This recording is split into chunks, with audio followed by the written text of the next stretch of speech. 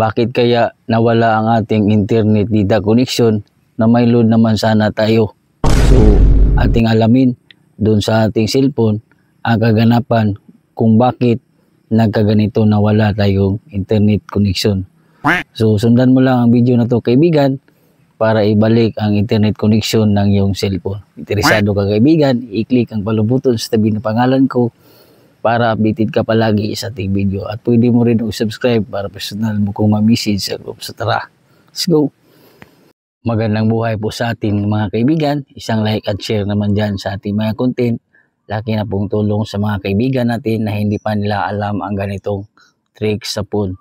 So, i-open mo lang ang settings ng iyong phone at hanapin itong mobile networks.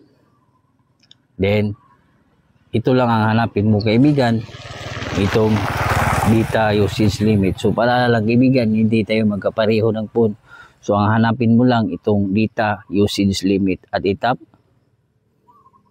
So, itap mo lang itong data usage limit, makikita po natin itong SIM1, SIM2. So, itap mo lang itong data usage limit. So, makikita po natin na data usage limit 100 MB, itap natin. So, nakatagil on po siya kaibigan kasi nga pag lalampas yan ng 100 MB ay automatic mag-close ang internet data connection. So, itagil off lang natin to. Then done. Then itong monthly data usage limit, itap.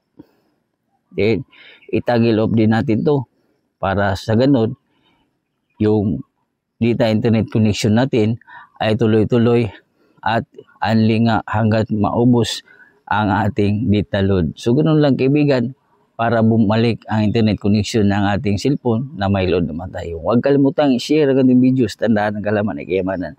God bless po sa ating lahat.